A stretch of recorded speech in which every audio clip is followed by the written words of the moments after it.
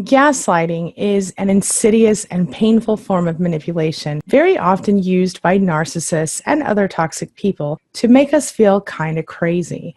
But there's so much more to it than just that. So my question for you today is, do you think you're being gaslighted, or have you been gaslighted before?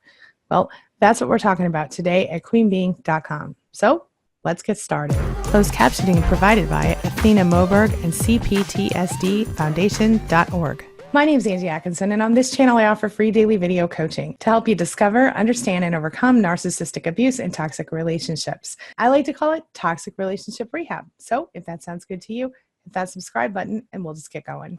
Gaslighting takes aim at your personal self. It's about whittling away at your confidence, making you doubt yourself and your own reality. It makes you question the things around you. It makes you wonder if your thoughts are even real, or if you are even real at times. The person who is using this technique wants to confuse you, wants you to feel incompetent and incapable for a number of reasons, mostly because they want to have control over you. Gaslighting also teaches you not to fight or try to overcome your abuser's treatment and manipulation of you, because it becomes exhausting, and because every time you start to make strides toward that, they change the plan. They move the goalpost, so to speak. Eventually, you become so exhausted, so tired, so over it, that you just literally stop trying to have your own self. You just begin to live for this person.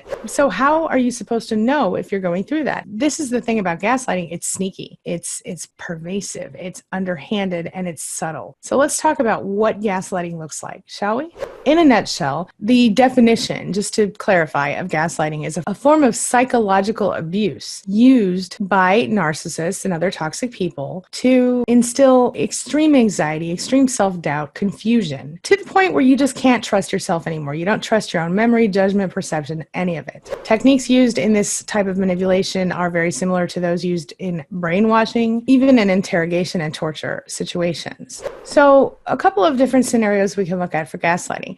Let's say you're in a romantic relationship, and let's say you're a freelancer. You're writing, whatever it is that you're doing. And you are told, as you start to succeed and bring in money and life starts to get really good, your narcissist might say to you, all you do is look at that computer. Are you just playing on the computer? And then you'll say, well, I'm bringing in money and it's helping us pay the bills. And they'll say, yeah, but you never pay any attention to me anymore. And why aren't you cleaning the house these days? And you might say, well, I'm making enough money now that I can pay someone else to help clean the house. And they might say, that's because you're a bad wife or husband. Or let's say you are an adult child of a narcissist. Well, maybe you can remember back to being a child and feeling afraid and tiptoey and walking on eggshells around your parent. And maybe when you came home from school, you knew that you had to act a certain way, and that maybe that would help you to avoid the name calling or the belittling or even the crying of the narcissist. And as you got older, maybe you said, you know, mom or dad, it really bothered me when you did these things to me, or when you called me these names, or you treated me this way as a child. And then they would laugh at you and snort, whatever, snort it off and be like, you were always very oversensitive. Sound familiar? Or let's say you recently got promoted at work and your new boss seems to be a narcissist. And before you know it, you know, you're meeting all your deadlines, you're doing everything. And before you know it, your boss is giving you little tasks, little things. Can you get me coffee? Can you run and pick up my dry cleaning? But that's not your job. You're not the secretary. You're just maybe heading up a new department or something. And suddenly you become the boss's girl Friday or boy Friday. You're just running errands for them all the time. You're taking care of their kids. You're doing all these extra things. And then you can't seem to get all your work done. So one day you go to your boss and you say, hey boss, I'm not getting all my work done. And I think it's because I'm running all these errands and I really need to be able to focus on this. So is it okay with you if I stop running these errands for you? The boss will say, sure, no problem. But then when you actually attempt to step away from that role, the boss is noticeably more aggressive to you in the way they speak to you. Next thing you know, you go to a big meeting with all the department heads and the boss says, as it turns out, Angie over there, she seems like she's going to be great, when as soon as she finally figures out what we're doing around here and catches up to us, because she doesn't get all our stuff done, or something maybe a little more professional than that, but basically that implication. What do those scenarios have in common? They're all gaslighting in different ways.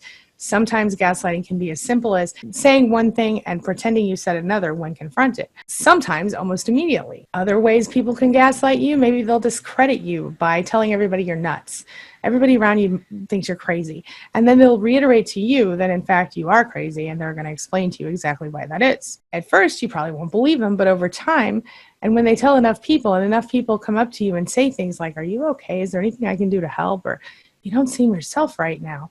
Well, of course you're not yourself. You're going through emotional abuse, but it doesn't feel that way to you in the moment. Another thing narcissists do to make you feel crazy, to gaslight you, is they seem utterly convinced of their statements. So, for example, if you are in a situation where you're being told you're crazy, the narcissist will do something like this. They will use statements like, "There's no doubt in my mind that this is what the deal is." They will seem utterly convinced that whatever it is that you're saying is wrong, and they know for sure and they have facts to back it up. They'll make you believe that you're wrong. That's it. And this is one of the ways they get you to start doubting yourself. Eventually, you actually count on them for their version of whatever it is you're living because you don't believe yourself anymore. That's exactly where they want you. Maybe they'll minimize you. They'll act like whatever you say is just kind of BS, and they'll trivialize everything that you feel is important. No matter what you feel, think, say, or do, they'll act like you have nothing to add to the world, and anything that you are, anything that you feel, anything that you say is less than what they feel, think, or say. Then when you call them out on it, they'll say, "Oh, I was just kidding. Gosh, I don't know why you take everything so seriously. You're so sensitive. Why do you always get mad over the smallest, dumbest things?" Well, what do you think then? You start to doubt yourself. Leads me right into my next point, where they twist everything around. They reframe stuff. They make you feel insane because they become highly logical with their stories, but their stories don't make any sense to you. They cause you to second guess yourself. They twist everything around in this expert fashion, and they make whatever really happened look like it was them being good and you being bad. So if you're a child and you were abused by a parent, punched in the face, nose broken, whatever, they'll say, "I didn't beat you. I just disciplined you because I love you, and that's what good parents do. I wouldn't spank you if I didn't love you," things like that. So then you begin to, as a child, associate spankings and beatings with love. And so what do you think is going to happen when you become an adult? You're going to look for someone who is abusive to you because that's how people show love.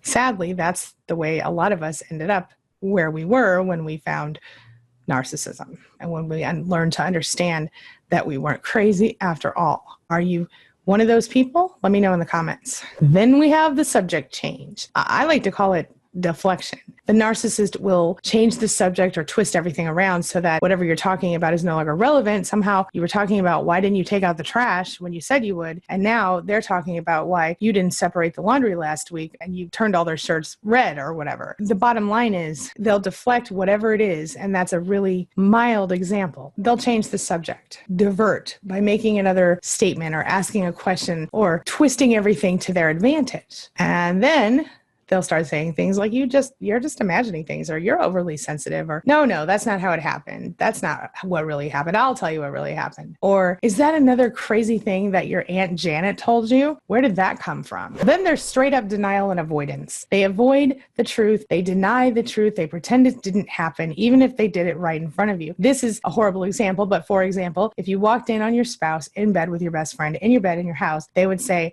"I wasn't doing anything. I was just laying there and she climbed in or he climbed in." Later, they'll say something like, "You must have imagined that. That wasn't what you saw. You saw something completely different." Or, "That wasn't really your best friend in the bed with me. That was really a blow-up doll," or something completely irrational. But somehow over the course of time, they convince you of whatever lie they want you to believe. And this is because of very often years of conditioning. Or they'll just straight up say, "I have no idea what you're talking about. I didn't do that. It wasn't me." Sometimes they'll just change what really happened, and they'll just say, "I never said this, I said that," or "I never did this, I did that," even if you know for sure that that wasn't what happened. But after a long period of time, when you've been repeatedly and excessively gaslighted, you really don't even know what your reality is anymore. And if you do dare to say it out loud, very often you're punished in various ways by the narcissist, whether they withhold love or they push you away or they give you the silent treatment, whatever it is, they know exactly how to push your buttons and make you fall into line and make you behave the way they want you to. And when that stops working, they get far more sinister. Here are a few telltale signs that you are with someone who is a gaslighter, manipulator, possibly a narcissist. First of all, you're scared to talk about stuff. You're scared to bring up your emotions and your feelings because you know that not going to benefit you to do so. You're going to end up hurting as a result of bringing forth anything that is potentially going to be perceived negatively by the narcissist about the narcissist. And quite honestly, you don't want to bring out your feelings about other people unless they reflect well on the narcissist, because if you bring up anything to the narcissist that they don't absolutely love, you know you're in trouble, and whatever way that is for the narcissist that you're dealing with. You might find yourself feeling really guilty for ever feeling happy, and sometimes feeling guilty for not feeling happy. You might feel like you're completely weak and controlled by someone else, like your partner or your coworker, boss, whoever the narcissist is in your life. You might also feel like you were stronger and more confident back then before you met this person. You might feel scared and like everything's a little weird and something's off, something's not right, and everything's kind of really wrong, but you can't quite put your finger on what it is. And if you're anything like me, you're probably thinking, well, I must be the problem. But it turns out that you're not. It turns out you might be being gaslighted by a narcissist or some other toxic person. Maybe you feel like there's something just horribly, fundamentally wrong with you, like you're super neurotic, or I'm losing my mind, I'm going crazy. Or you're one of those people like I used to be and sometimes still am, where you feel like you need to apologize for everything all the time. You're always sorry. I'm so sorry. I didn't mean it like that. I'm so sorry. I'm so sorry. Maybe you're always on edge around that person. You can't quite put your finger on why, or you're threatened by that person in some way, but you can't know why exactly. There's something about them that makes you edgy or kind of sick to your stomach. Maybe you're always apologizing just for who you are as a person. Or maybe you really think you're too sensitive, or you're always overreacting about stuff. Maybe you just feel sad or isolated or depressed or misunderstood. You don't trust yourself, so maybe you feel like it's super hard to make decisions. You feel disoriented, or you feel confused, or you feel overwhelmed all the time. You feel like you can't function without someone because that person is sort of your guiding compass in the world. But when you really think about it, you realize that person's kind of controlling you. Does any of this feel familiar to you? If so, you might be being gaslighted by a narcissist or another toxic person. If that is the case, you're not alone. In fact, that's part of the reason that I'm here right now and why I've made more than 1,000 videos in this area, narcissistic abuse recovery. It is how I discovered narcissism through the understanding of what gaslighting was. I couldn't figure out why I thought I was crazy. I couldn't figure out why every time I made some change to myself, I kept making all these changes, these personal changes, trying to make myself better, trying to make myself good enough. And I couldn't quite put my finger on why I wasn't ever succeeding. I would get better, and then suddenly there'd be another thing this person was complaining about. I would do better in one area, there would be another problem. It never seemed to matter. I could never quite ever measure up. And I really started to lose it. But it turns out I was being gaslighted. Are you in the same boat? That's the question of the day. Question of the day. Do you think you're being gaslighted? Have you been gaslighted in the past? Share your thoughts and your experiences and your ideas in the comment section below, and let's talk about it. Stay tuned for my next video, because I'm going to share with you ways to combat gaslighting and make positive personal change in your life. I'll also leave you some links in the comments below in the pinned comment. Thank you so much for being a part of my day and a part of my life. And hey, thanks for letting me be a part of yours. It really does mean a lot to me. Don't forget, you're never alone. You've always got your family. That's all I've got for you right now. But before I go, make sure that you take a look at the videos I'm leaving for you right here, and the ones in the cards. And while you're here, hit that subscribe button right there so we can stay connected and continue on this healing journey together. I'll see you soon.